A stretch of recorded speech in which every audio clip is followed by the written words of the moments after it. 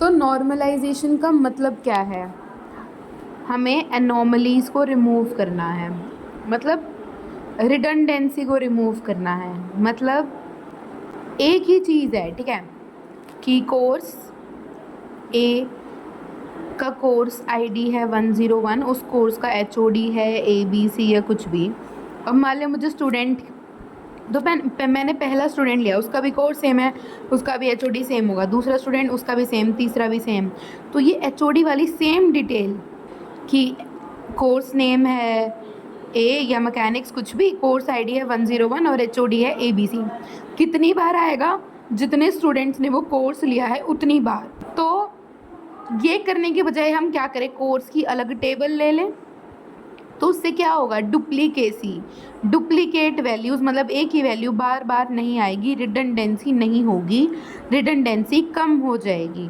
तो रिडंडेंसी को रिमूव करने को हम बोलते हैं नॉर्मलाइजेशन। इतनी बात समझ में आई, नॉर्मलाइजेशन होता क्या है। अब एनोमलीज एक होती है इंसर्शन, एनोमली, अपडेशन, ये आगे आएंगी, कुछ भी नहीं है ये। मेन तुझे जो करना है ना, देख, पहले नॉर्मलाइजेशन क्यों करते हैं हम, रिडंडेंसी को रिमूव करने के लिए। इतना समझ में आ गया। अब मान ले नॉर्मलाइजेशन एक लड़ाई है जो तुझे लड़नी है, तो उसके लिए तेरे पास गन होनी चाहिए, मतलब बंदूक होनी चाहिए, और बंदूक के अंदर गोलियां होनी चाहिए। तो अगर तुझे नॉर्मलाइजेशन करनी है, पहले तुझे फंक्शनल डिपेंडेंसी आनी चाहिए और कैंडिडेट कीज़, मतलब कीज़ आनी चाहिए, दो चीज़ें आनी चाहिए। अगर तुझे ये दोनों चीज़ें बहुत अच्छे से आ गई, मतलब अगर तुझे, तेरे पास बंदूक आ गई, तुझे बंदूक चलाने आ गई, गोली भी आ गई, तो और क्या चाहिए, बस कुछ भी नहीं, फिर तो तू मर्डर आराम से कर दे भाई, लड़ाई आराम से जीत जाएंगे। तो पहले ये दोनों हम सीखेंगे, फिर हम वापस आएंगे नॉर्मलाइजेशन पे, और नॉर्मलाइजेशन करने में 1-2 मिनट ही लगेंगी अगर हमने पहले फंक्शनल डिपेंडेंसी और कीज़ अच्छे से कर लिया। तो स्टार्ट करते हैं फंक्शनल डिपेंडेंसी से। भाई कुछ भी नहीं है फंक्शनल डिपेंडेंसी। अगर मैं कहती हूँ एक फंक्शनल डिपेंडेंसी है A to B, तो इसका मतलब ये है कि तुम मुझे A की वैल्यू बताओ, मैं तुम्हें B की वैल्यू बताऊंगी। मतलब अगर मैंने बोला A की वैल्यू 1, तो A जो है ना वो B को फाइंड आउट कर सकता है, तो ये मुझे दे देगा कि भाई 1 पे B की वैल्यू A है। अगर मैंने बोला A की वैल्यू 2, तो ये मुझे B की वैल्यू दे देगा B। अगर मैंने बोला A की वैल्यू 3, तो ये मुझे B की वैल्यू दे देगा Z। ठीक है, तो मतलब A की वैल्यू अगर मुझे पता चल गई तो मुझे B की वैल्यू भी पता चल जाएगी, अगर functional dependency A to B है तो। मतलब तुम मुझे A की वैल्यू बताओ, मैं तुम्हें B की वैल्यू बताऊंगी, A जो है वो B को फाइंड आउट कर सकता है। इसी को हम बोलते हैं फंक्शनल डिपेंडेंसी। तो फंक्शनल डिपेंडेंसी होती क्या है, इतना समझ में आया। मैंने तुझे बताया फंक्शनल डिपेंडेंसी होती क्या है। अगर मैंने बोला x to y एक फंक्शनल डिपेंडेंसी है, इसका मतलब ये है कि तुम मुझे x की वैल्यू बताओ, मैं तुम्हें y की वैल्यू बताऊंगी। इसका मतलब ये है कि अगर मुझे x की वैल्यू पता है तो x से y की वैल्यू निकल सकती है। ठीक है, ये पता चल गया फंक्शनल डिपेंडेंसी। अब देख, एक होती है ट्रिवियल फंक्शनल डिपेंडेंसी और एक होती है नॉन ट्रिवियल। ये कुछ इंपॉर्टेंट नहीं है, बस तुझे पता चलना चाहिए, और एक बार तूने सुन लिया ना, इसमें कुछ याद करने का भी नहीं है। देख, अगर मैं बोलूँ कि अगर मेरे पास AB है तो मैं उससे C निकाल सकती हूँ। ठीक है, इसका मतलब ये कि अगर मेरे पास A की वैल्यू भी है और B की वैल्यू भी है तो मुझे C की वैल्यू पता चल जाएगी। तो ये एक फंक्शनल डिपेंडेंसी है। तो ये तो क्या है, नॉन ट्रिवियल, क्योंकि इम्पॉर्टेंट है कि हम C निकाल रहे हैं भाई। लेकिन अगर मैं बोलूँ ट्रिवियल फंक्शनल डिपेंडेंसी, तो वो क्या होगी कि अगर मैं AB से A को निकाल सकती हूँ। कोई लॉजिक बना भाई, AB की वैल्यू तो मुझे पहले से पता है, A और B की वैल्यू तो मुझे पहले से पता है, और तुम मुझे A की ही वैल्यू बता रहे हो। ठीक है, तो मेरे पास पहले से है, उसको फाइंड आउट करने का फ़ायदा क्या है। तो अगर मैं बोलूँ A फाइंड्स A या A to एक फंक्शनल डिपेंडेंसी, तो ये ट्रिवियल है। ट्रिवियल का मतलब इसकी कोई इंपॉर्टेंस नहीं है, मतलब फालतू है ये। ठीक है, तो ट्रिवियल फंक्शनल डिपेंडेंसी यही होती है जब हम ऐसा कुछ फाइंड करें जो पहले से हो हमारे पास। और नॉन ट्रिवियल मतलब इम्पॉर्टेंट, जैसे अगर मैं A to C एक फंक्शनल डिपेंडेंसी लूँ तो ये एक इम्पॉर्टेंट फंक्शनल डिपेंडेंसी है, यानी कि नॉन ट्रिवियल फंक्शनल डिपेंडेंसी है। मान ले मैंने तुझे एक functional dependency the A to B, ठीक है, B to C and C to D। ये 3 फंक्शनल डिपेंडेंसीज हैं एक टेबल R, मतलब R मतलब रिलेशन, जिसमें A B C D 4 attributes हैं, यानी 4 कॉलम्स हैं। अब अगर मैं तुझे बोलूँ कि तू मुझे बता कि A क्या क्या फाइंड आउट कर सकता है। अगर मेरे पास A पहले से है तो A तो है ही मेरे पास, A और क्या फाइंड आउट कर सकता है, A B को फाइंड आउट कर सकता है। A और किसी चीज़ को फाइंड आउट कर सकता है, हाँ, क्योंकि A ने B को फाइंड किया तो B किसको फाइंड कर रहा है, C को। तो अगर मुझे A पता है तो मैं A से B अगर ए पता है तो सी भी निकल सकता है और सी से फिर डी भी निकल सकता है। तो ये क्या है, closure set of A. Closure set का मतलब है कि वो क्या क्या निकाल सकता है, अगर मुझे इसकी वैल्यू पता है तो क्या क्या निकल सकता है, उसी को हम बोलते हैं क्लोजर सेट। तो ये मैंने क्लोजर सेट निकाला है ए का। अभी क्लोजर सेट पे थोड़ी और चर्चा करते हैं, फिर आगे बढ़ेंगे। अभी एक क्वेश्चन है तेरे लिए, एक टेबल है आर, रिलेशन है जिसमें कौन कौन से एट्रीब्यूट्स हैं, A B C D E F, ठीक है। इसमें ये सारी फंक्शनल डिपेंडेंसीज हैं। अब तुझे क्लोजर सेट निकालना है डी का, ठीक है। किसका क्लोजर सेट निकालना है, डी का। तो अगर मेरे पास डी है तो डी के क्लोजर सेट में डी तो पक्का होगा ही होगा, क्योंकि डी से डी निकल सकता है। मतलब अगर मुझे डी की वैल्यू पता है तो ऑब्वियसली डी की वैल्यू तो पता ही है। और क्या क्या निकल सकता है डी से, देख ये रहा डी, डी से और क्या निकल सकता है, ए और ई, ठीक है। तो ए आ गया, ई आ गया, आगे पीछे भी लिख सकते हैं, मैं बस ऐसे जानबूझ के लिख रही हूँ ताकि पता चल जाए क्या क्या नहीं आया, ठीक है। अब ए आ गया, सॉरी ये एफ है, ठीक है, ई नहीं है, ये एफ है, एफ, ठीक है। अब देख क्या ए और एफ से कुछ निकल, हाँ ए से बी निकल सकता है, ठीक है। एफ से कुछ निकल सकता है, नहीं। अब मेरे पास क्या क्या है, ए बी डी और एफ, ए बी डी और एफ से कुछ और निकल सकता है, नहीं। तो इसका मतलब ये है डी का closure set A B D F, ठीक है। अब इसी टेबल में तुझे निकालना है डी और ई का क्लोजर सेट, ठीक है। डी का क्लोजर सेट, अगर डी का क्लोजर सेट निकालेंगे तो डी ई है, और बता डी से निकल जाएगा ए और एफ, ठीक है। ई से निकल जाएगा सी और एफ, एफ पहले से है, सी आ गया। और बता क्या क्या निकलेगा, बी निकल जाएगा क्योंकि ए आ गया तो ए से बी निकल रहा है, तो सब आ गए ना, A B C D F. तो इसका मतलब डी ई क्या कर सकता है, पूरी टेबल को निकाल सकता है। इसका मतलब अगर मेरे पास डी की वैल्यू और ई की भी वैल्यू है तो ये इतना ज़्यादा क्या है भाई, मतलब पावरफुल है कि ये डी ई पूरी रिलेशन, पूरी टेबल को निकाल सकता है। ये था क्लोजर सेट। अभी तक मैंने तुझे क्या बताया, फंक्शनल डिपेंडेंसी क्या होती है। अगर फंक्शनल डिपेंडेंसी है ए टू बी, इसका मतलब अगर मुझे ए की वैल्यू पता है तो ए बी की वैल्यू भी फाइंड आउट कर सकता है। इसको फंक्शनल डिपेंडेंसी क्यों बोलते हैं, क्योंकि ये इस पर डिपेंडेंट है। ए की वैल्यू पता लगेगी तभी बी की पता लग सकती है, ठीक है। और क्या बताया मैंने, क्लोजर सेट। क्लोजर सेट को रिप्रेजेंट कैसे करते हैं, अगर मुझे ए का क्लोजर सेट निकालना है तो ए इसके ऊपर प्लस, ठीक है। बी का क्लोजर सेट निकालना है तो ये इसका सिंबल है। और क्लोजर सेट निकालते कैसे, कि अगर मुझे इसकी वैल्यू पता है तो और क्या क्या निकल सकता है, ठीक है। अब मैं तुझे एक चीज़ बता देती हूँ, चल अभी नहीं बताती, सीधा अब हम पहले ना करते हैं, बहुत इम्पोर्टेंट डायरेक्ट क्वेश्चन आ सकता है और बहुत ही ईजी है, आर्मस्ट्रॉन्ग रूल्स, ठीक है। कुछ नहीं है, 3 रूल हैं बस, और किसने बनाए थे, आर्मस्ट्रॉन्ग ने, इसलिए इसका नाम है आर्मस्ट्रॉन्ग रूल्स। इसको हम आर्मस्ट्रॉन्ग एक्सियोम्स भी बोलते हैं, खाली एक्सियोम्स भी बोलते हैं, इन्फरेंस रूल्स भी बोलते हैं। तो अगर तेरे पेपर में आ जाए रूल्स लिखो तो तुझे याद रखो, तुझे 3 रूल लिखने हैं, ठीक है। पहला रूल देख, मैं तुझे नाम बाद में बताऊंगी, पहले मेरी बात सुन। अगर मैं बोलूँ कि अगर मेरे पास एक्स वाई जेड है तो मैं एक्स वाई को निकाल सकती हूँ, है ना। और अगर मान ली ये ए है और ये बी है, मतलब A is equal to X Y Z, B is equal to X Y, तो ऑब्वियसली ए टू बी एक फंक्शनल डिपेंडेंसी है, क्योंकि एक्स वाई की वैल्यू अगर पता है तो हम एक्स वाई निकाल, मतलब बेसिकली कुछ भी नहीं है, ये है एक्सियोम ऑफ रिफ्लेक्सिविटी। रिफ्लेक्सिविटी क्या होता है, हम मिरर के आगे खड़े होते हैं तो हमारी सेम एग्जैक्ट परछाई दिखती है, तो उसको बोलते हैं रिफ्लेक्शन। तो रिफ्लेक्सिविटी भी क्या होती है कि अगर हमारे पास ए है तो हम ए की वैल्यू निकाल सकते हैं। तो हम लिखेंगे कैसे इस रूल को, कि अगर बी एक सबसेट है ए का, सबसेट का मतलब क्या है कि अगर ए में कुछ है और जो बी है उसके अंदर इसी का ही कुछ पार्ट है, ठीक है। मतलब अगर ए है 1 2 3 और बी है 1, तो बी क्या हो गया, एक सबसेट हो गया ए का, और ए बी का सुपर सेट हो गया। ये तो पता होगा तुझे, तो हम लिख सकते हैं कि ए विल फाइंड बी। तो मतलब पहला रूल है axiom of reflexivity which says that if A is a subset, B is a subset of A, then A is to B, मतलब ए टू बी एक फंक्शनल डिपेंडेंसी होगी पक्का। समझ में आ गया। दूसरा इज एक्सियोम ऑफ ऑगमेंटेशन।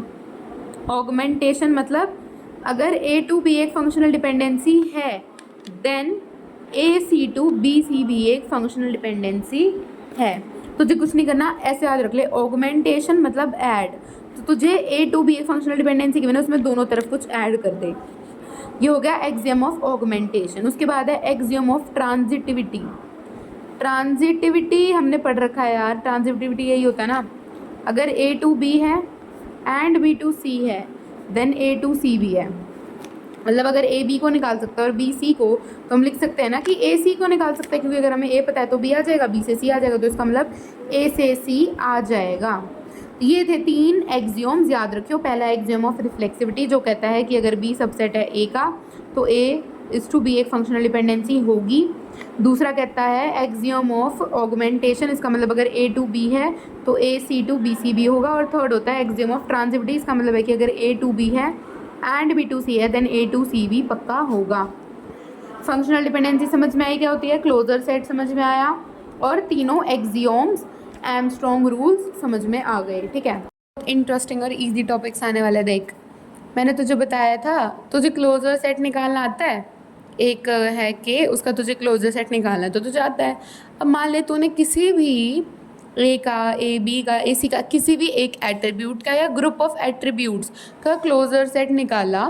ये ए एक एट्रीब्यूट है, बी एक एट्रीब्यूट है, सी का एट्रीब्यूट है, ये तो पता होगा ना, टेबल के कॉलम्स को हम एट्रीब्यूट्स बोलते हैं। तो किसी का भी तूने क्लोजर सेट निकाला और वो पूरी टेबल आ गई, मतलब पूरी आर, पूरी रिलेशन, पूरी टेबल आ गई, इसका मतलब ये जो हमने लिया कि ये कैपेबल है पूरी टेबल को निकालेगा। अगर मुझे के की वैल्यू पता है तो मैं पूरी टेबल लगा सकती हूँ, तो हम इसको बोलेंगे सुपर की। ठीक है, सुपर की आ गई मुझे समझ में। अब आती है कैंडिडेट की। Don't get confused between super की एंड कैंडिडेट की। मैंने तुझे बहुत आसानी भाषा में बताया है, सुपर की वो होती है जिसके क्लोजर सेट में पूरी की पूरी टेबल आ जाए।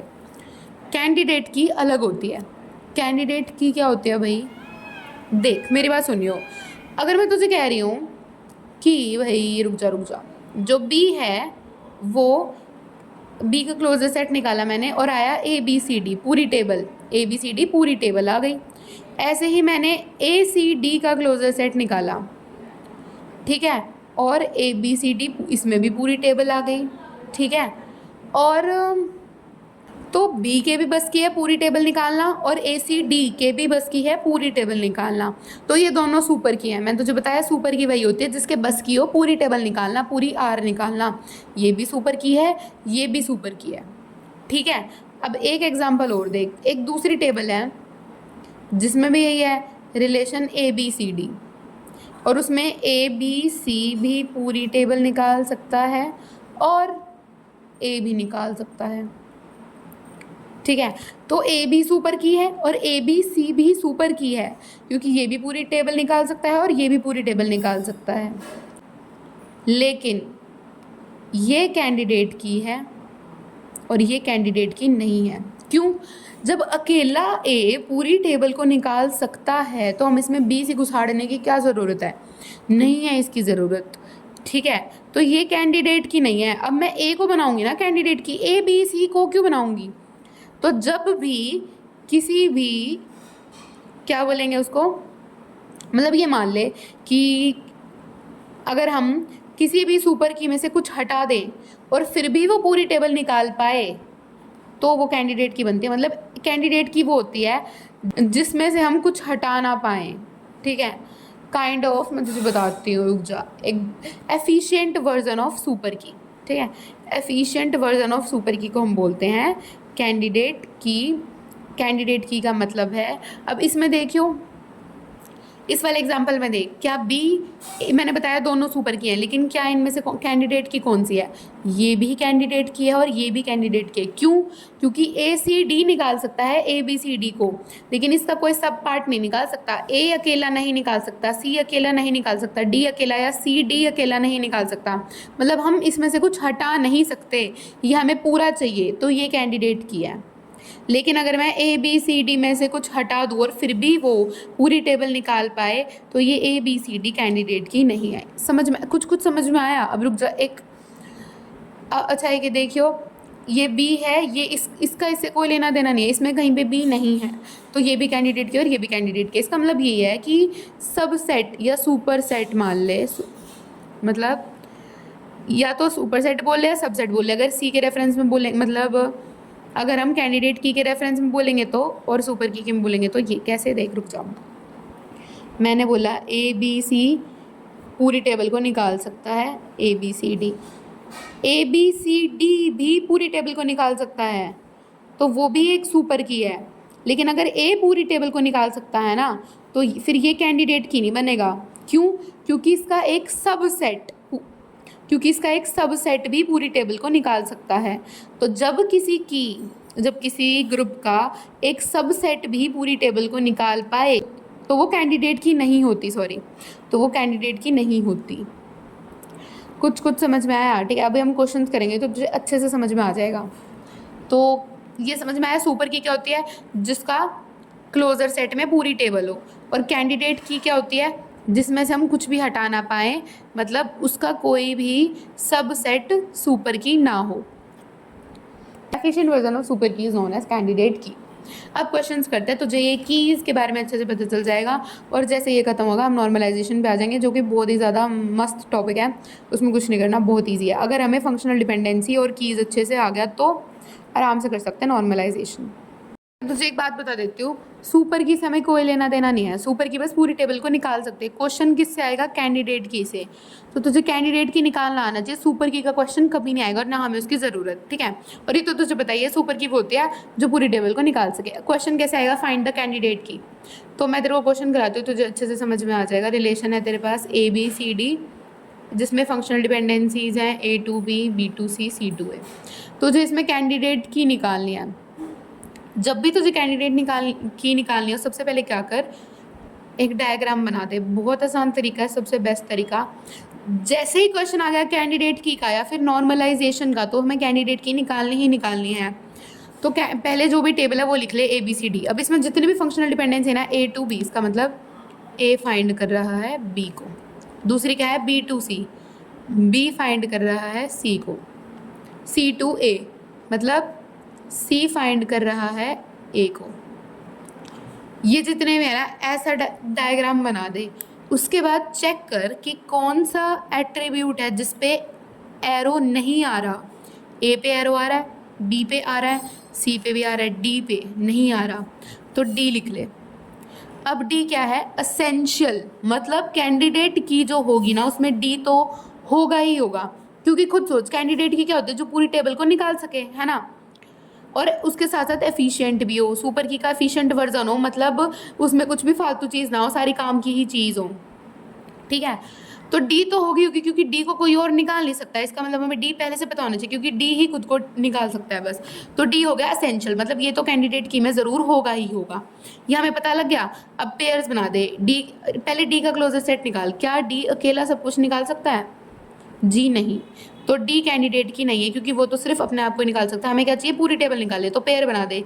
ए डी बन रहा है, बी डी और सी डी, ये 3 पेयर बन रहे हैं ना डी के, A D B D C D. अब इनके क्लोजर सेट निकाल दे।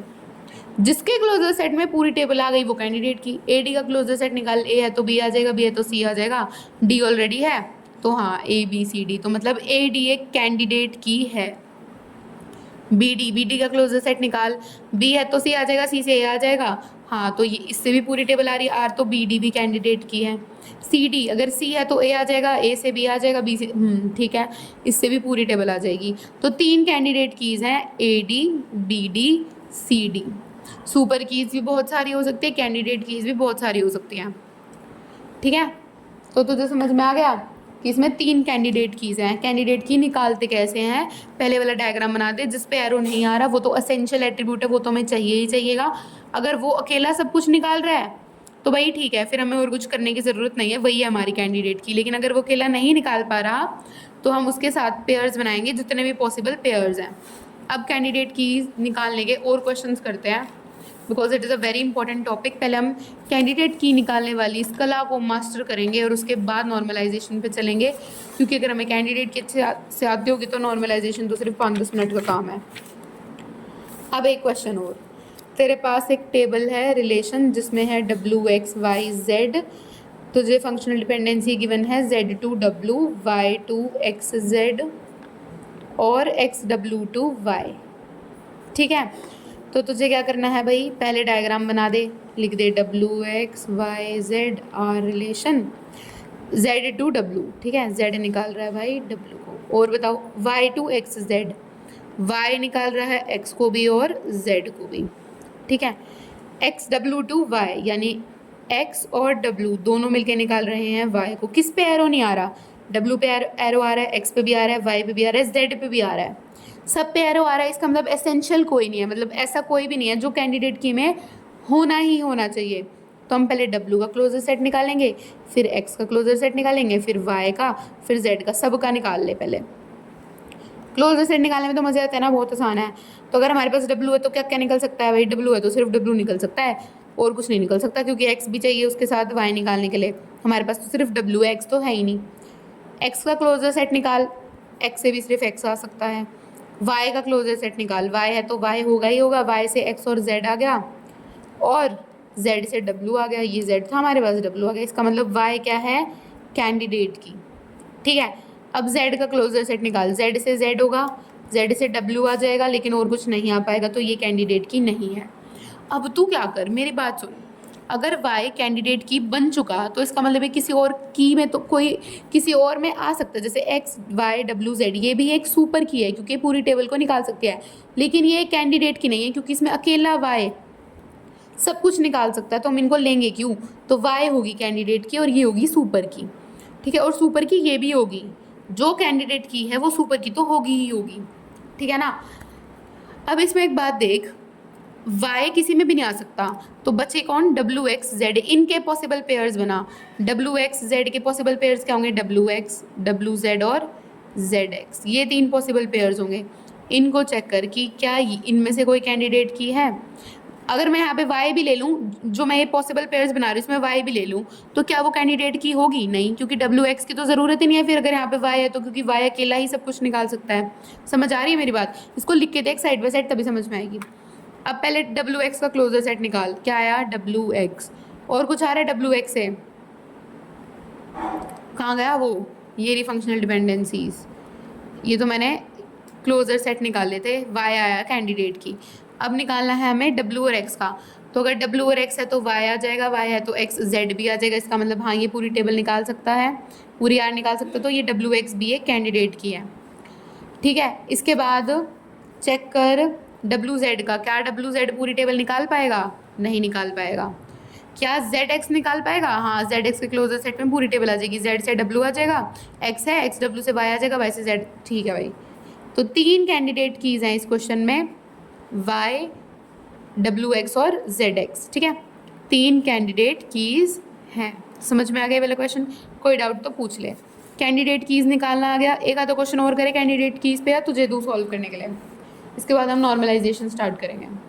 तुझे बताती हूँ एनोमलीज़, मैंने बिल्कुल स्टार्टिंग में ही बोला था एनोमलीज़ के बारे में। एनोमलीज़ करते कुछ नहीं, अगर मेरे को कोई एक टेबल है, ठीक है, उसमें कुछ इंसर्ट करना है और इंसर्ट करने में दिक्कत आ रही है तो हम उसको बोलेंगे इंसर्शन एनोमली। अगर मुझे टेबल में कुछ अपडेट करना है, अपडेट करने में दिक्कत आ रही है तो हम उसको बोलेंगे अपडेशन एनोमली। और अगर मुझे टेबल में से कुछ डिलीट करना है, डिलीट करने में दिक्कत आ रही है तो हम उसको बोलेंगे डिलीशन। दिक्कत का मतलब ये नहीं कि डिलीट नहीं हो पा रहा तो वो डिलीशन एनोमली, डिलीट तो वो हो जाएगा, लेकिन फिर दिक्कत क्या आएगी, बाद में दिक्कत आएगी। जैसे मान ले कोर्स 1, उसका नेम है ABC और उसका HOD का नाम है XYZ, उसका HOD बदल गया, अब XYZ से उसका HOD हो गया HKJ, ठीक है। तो ये जो है ना, ये 2 जगह है टेबल में, मान ले इधर भी है, मतलब एक स्टूडेंट है जो जिसने ये वाला कोर्स ले रखा है, दूसरे स्टूडेंट ने भी ले, इधर चेंज हो गया उसका नाम, दूसरी जगह नहीं हो पाया, तो ये क्या हो गई, अपडेशन एनोमली। मतलब हमने एक पीस ऑफ डेटा को एक जगह अपडेट कर दिया लेकिन उसकी कॉपीज़ कई जगह पे है तो वो अपडेट नहीं हो पाया। तो ये हुआ किस वजह से, ये एनोमलीज आई किस वजह से, रिडंडेंसी की वजह से, क्योंकि हमने अपना डेटा जगह जगह स्टोर कर रखा था, इस एक ही डेटा को बार बार स्टोर कर रखा है, इसको एक जगह स्टोर करो ना, इसलिए तो हम करते हैं नॉर्मलाइजेशन रिडंडेंसी को रिमूव करने के लिए। तो मैं तेरे को दिखाऊंगी रिडंडेंसी से होता क्या है। डिलीशन एनोमली, मान ले एक ही डेटा अलग अलग जगह पे स्टोर है, मैंने यहाँ से तो डिलीट कर दिया, यहाँ से नहीं हो पाया, डिलीशन एनोमली। इससे क्या होगा, डेटाबेस इनकंसिस्टेंट हो गया भाई, ठीक है। इंसर्शन एनोमली, अगर मैंने कोई नई चीज़ इंसर्ट नहीं कर पा रही अगर मैं without the presence of other data, तो होता है इंसर्शन एनोमली। अब ये तुझे समझ कैसे, देख मान ले मैं क्या कर रही हूँ, स्टूडेंट और उसके साथ में उसका कोर्स और कोर्स का एचओडी सब एक साथ। अब कोई एक स्टूडेंट आया, मतलब किसी भी स्टूडेंट ने मैकेनिक्स वाला कोर्स तो लिया ही नहीं, मैकेनिकल इंजीनियरिंग किसी ने नहीं लिया, तो यहाँ पे होएगा स्टोर।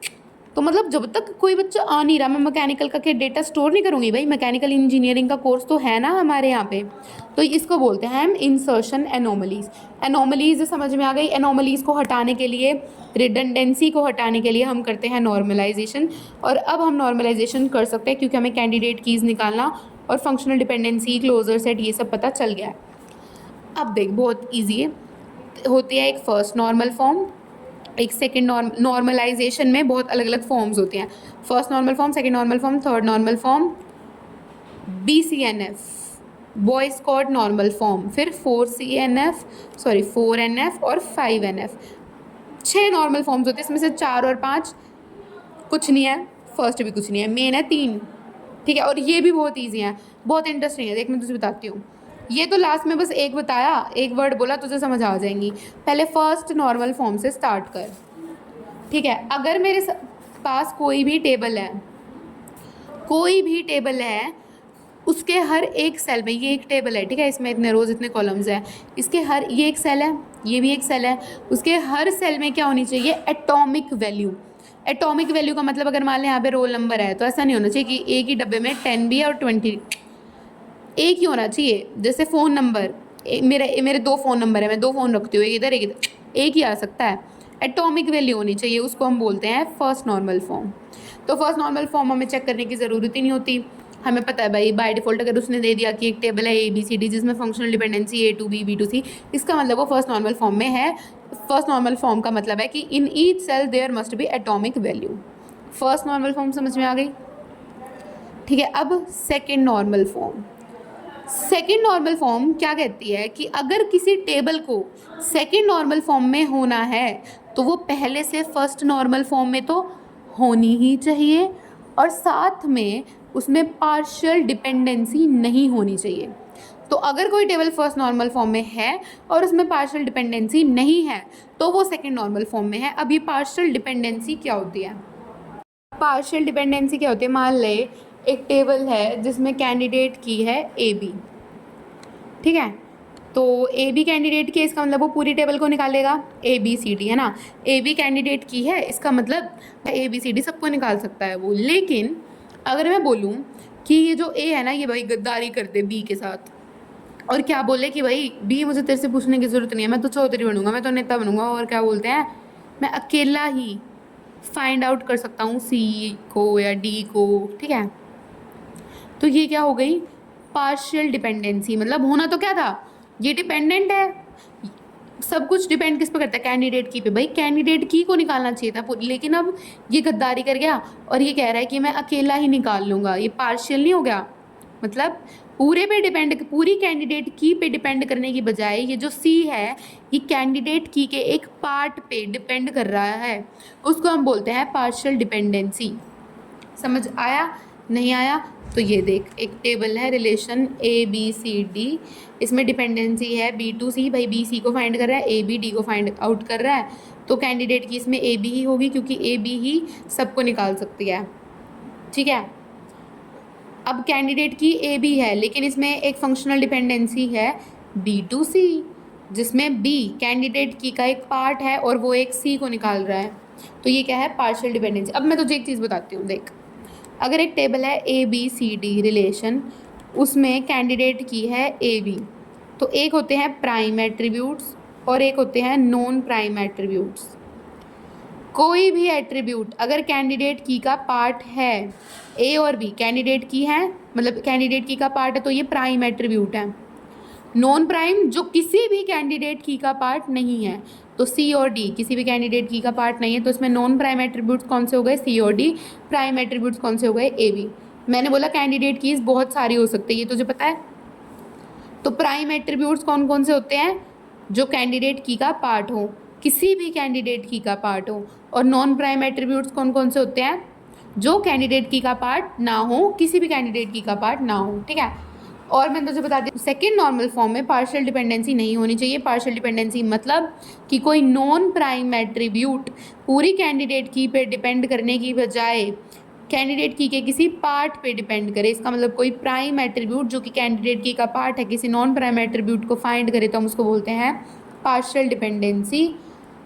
उसके बाद आती है थर्ड नॉर्मल फॉर्म, जो क्या कहती है, फर्स्ट नॉर्मल फॉर्म क्या कहती है, एटॉमिक वैल्यूज़ होनी चाहिए। सेकंड नॉर्मल फॉर्म क्या कहती है कि टेबल पहले से फर्स्ट नॉर्मल फॉर्म में होनी चाहिए और उसमें पार्शियल डिपेंडेंसी नहीं होनी चाहिए। पार्शियल डिपेंडेंसी मतलब कि पूरी कैंडिडेट की बजाय अगर कैंडिडेट की का कोई पार्ट किसी नॉन प्राइम एट्रीब्यूट मतलब किसी को फाइंड आउट करने लग जाए, गद्दारी कर जाए, तो वो पार्शियल डिपेंडेंसी है।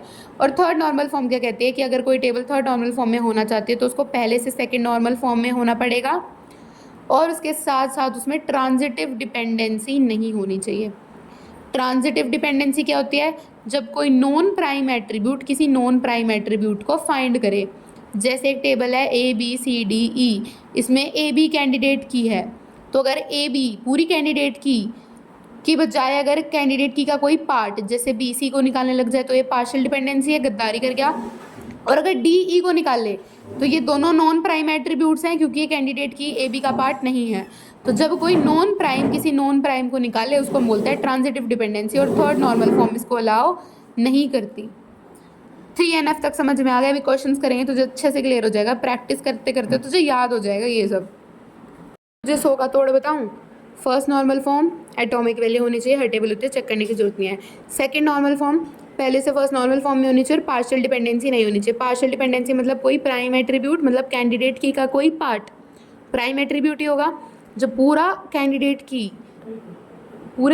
की बजाय कैंडिडेट की का कोई पार्ट कोई प्राइम एट्रीब्यूट किसी नॉन प्राइम एट्रीब्यूट को फाइंड आउट करे तो वो पार्शियल डिपेंडेंसी है। थर्ड नॉर्मल फॉर्म क्या कहते हैं, जब कोई नॉन प्राइम एट्रीब्यूट किसी नॉन प्राइम एट्रीब्यूट को फाइंड करे तो वो थर्ड नॉर्मल फॉर्म में नहीं हो सकती। थर्ड नॉर्मल फॉर्म कहते हैं कि किसी टेबल को थर्ड नॉर्मल फॉर्म में होने के लिए पहले से सेकंड नॉर्मल फॉर्म में होना चाहिए और ट्रांजिटिव डिपेंडेंसी नहीं होनी चाहिए, मतलब नॉन प्राइम किसी नॉन प्राइम को फाइंड नहीं कर सकता। इसके बाद आता है BCNF, जो कि कहता है, एक बात सुन, इन दोनों में क्या था, इधर नॉन प्राइम था कि भाई कोई भी नॉन प्राइम को फाइंड करे, लेकिन क्या इधर एक बार भी प्राइम आया तो इसमें आएगा कि कोई प्राइम है नॉन प्राइम, कोई भी चाहे प्राइम हो चाहे नॉन प्राइम, अगर किसको निकाल रहा है प्राइम को फाइंड आउट करे। भाई प्राइम तो क्या होना चाहिए, कैंडिडेट की का पार्ट होता है प्राइम, तो कायदे से तो उसे फाइंड आउट करना चाहिए ना किसी को, लेकिन अगर कोई उसे ही फाइंड आउट करने लग जाए, प्राइम को ही फाइंड आउट करने लग जाए तो वो अलाउ नहीं करता BCNF। अच्छा, सेकेंड थर्ड और BCNF क्लियर हो गई।